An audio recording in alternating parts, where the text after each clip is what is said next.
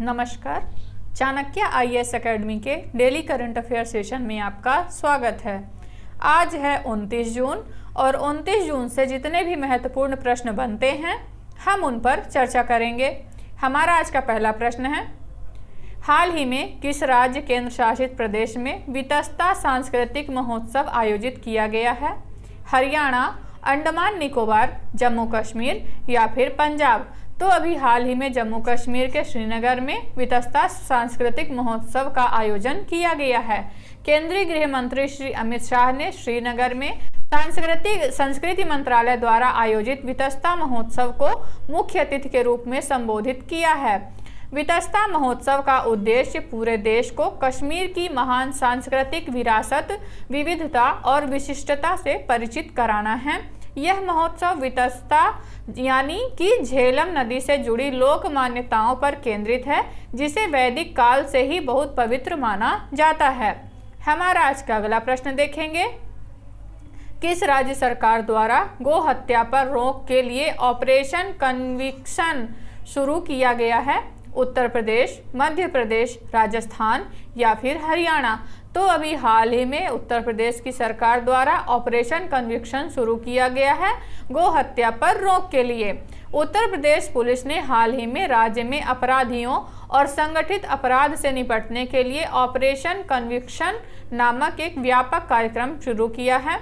इस रणनीतिक पहल का उद्देश्य विशेष रूप से बलात्कार, हत्या, गोहत्या, धार्मिक रूपांतरण और पॉक्सो अधिनियम के तहत पंजीकृत जघन्य अपराधों से संबंधित मामलों में सजा प्रक्रिया में तेजी लाना है। हमारा आज का अगला प्रश्न देखेंगे, world table tennis contender tournament में वीमेंस डबल कैटेगरी का टाइटल जीतने वाली पहली भारतीय जोड़ी बन गई है। सुतीर्था मुखर्जी और अग्रहिका मुखर्जी, पौलोमी घटक और मौमा दास, मनिका बत्रा और नेहा अग्रवाल या फिर अंकिता दास और भाविना पटेल? तो अभी हाल ही में डबल कैटेगरी का टाइटल जीतने वाली पहली जोड़ी बनी है सुतीर्था मुखर्जी और अग्रहिका मुखर्जी। ट्यूनीशिया में खेले जा रहे world table tennis contender tournament के वीमेंस डबल्स कैटेगरी का खिताब भारत ने अपने नाम कर लिया है। सुतीर्था मुखर्जी और अहिका मुखर्जी की जोड़ी ने जापान की मियू किहारा और मीवा हारीमोटो को 3-1 से हराते हुए साल का पहला कंटेंडर अपने नाम किया है। इसी के साथ वीमेंस डबल कैटेगरी का टाइटल जीतने वाली ये पहली भारतीय जोड़ी बन गई हैं। हमारा आज का अगला प्रश्न देखेंगे, फीफा ने किस देश को अंडर 17 विश्व कप 2023 की मेजबानी सौंपी है? क्यूबा, इंडोनेशिया, कतर या फिर वियतनाम? तो अभी हाल ही में फीफा ने इंडोनेशिया को अंडर 17 विश्व कप 2023 की मेजबानी सौंपी है। इंडोनेशिया के खेलों के लिए एक महत्वपूर्ण उपलब्धि में युवा और खेल मंत्रालय ने आगामी अंडर 17 विश्व कप के लिए इंडोनेशिया को मेजबान देश के रूप में चुनने के फीफा के फैसले का गर्मजोशी से स्वागत किया है। इस घोषणा ने अधिकारियों और खेल प्रेमियों के बीच उत्साह और आशावाद को जन्म दिया है। मंत्री अरिओटेजो युवा और खेल मंत्री ने अपना आभार व्यक्त किया और एक सफल आयोजन सुनिश्चित करने के लिए अगले कदमों की रूपरेखा भी तैयार की। हमारा आज का अगला प्रश्न देखेंगे, किसे डीबीएस बैंक इंडिया ने नए प्रबंध निदेशक के रूप में नियुक्त किया है? संजय कुमार, संदीप मिश्रा, रजत वर्मा या कर्ण कुमार? तो अभी हाल ही में रजत वर्मा को डीबीएस बैंक के नए प्रबंध निदेशक के रूप में नियुक्त किया गया है। डीबीएस बैंक इंडिया ने रजत वर्मा को भारत में संस्थागत बैंकिंग का प्रबंध निदेशक और प्रमुख नियुक्त किया है। रजत वर्मा HSBC इंडिया से शेयर बैंक इंडिया में शामिल हुए, जहां उन्होंने भारत में वाणिज्यिक बैंकिंग के प्रबंध निदेशक और देश प्रमुख का पद संभाला। डीबीएस बैंक इंडिया में संस्थागत बैंकिंग के पिछले प्रमुख नीरज मित्तल ऑस्ट्रेलिया में डीबीएस बैंक देश प्रमुख के रूप में एक नई भूमिका में स्थानांतरित हो गए हैं। हमारा आज का अगला प्रश्न देखेंगे, हाल ही में किसने अंतर्राष्ट्रीय MSME दिवस पर MSME के लिए चैंपियंस 2.0 पोर्टल और प्रमुख पहल लॉन्च की है? बद्रीनाथ सिंह, नारायण राणे, पुनीत चौहान या राजनाथ सिंह? तो अभी हाल ही में नारायण राणे द्वारा चैंपियंस 2.0 पोर्टल लॉन्च किया गया है। केंद्रीय एमएसएमई मंत्री श्री नारायण राणे ने अंतर्राष्ट्रीय एमएसएमई दिवस पर प्रमुख पहल शुरू की। इनमें एमएसएमई समर्थन के लिए champions 2.0 portal, geo tagging cluster के लिए एक मोबाइल ऐप शामिल हैं। इस मंच का उद्देश्य एमएसएमई को उनकी चिंताओं और शिकायतों को प्रभावी ढंग से संबोधित करके समर्थन और सहायता प्रदान करना है।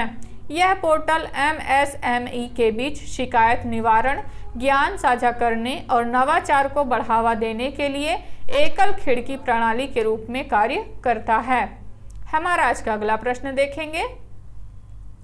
हाल ही में जारी क्यूएस वर्ल्ड यूनिवर्सिटी रैंकिंग 2024 किसने शीर्ष स्थान प्राप्त किया है? कैम्ब्रिज विश्वविद्यालय, एमआईटी, आईआईटी बॉम्बे या आईआईएससी बेंगलोर? तो अभी हाल ही में जारी क्यूएस वर्ल्ड यूनिवर्सिटी रैंकिंग में एमआईटी ने अपना शीर्ष स्थान प्राप्त किया है।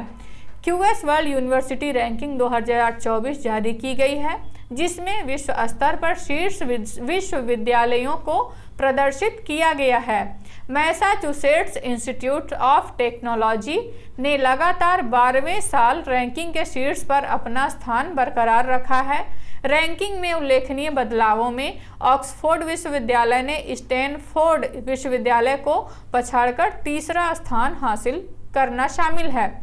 भारतीय विज्ञान संस्थान आईआईएससी बेंगलोर को भारत के प्रमुख अनुसंधान संस्थानों में से एक के रूप में अपनी स्थिति बनाए रखते हुए 225वें स्थान पर रखा गया है। हमारा आज का अगला प्रश्न देखेंगे।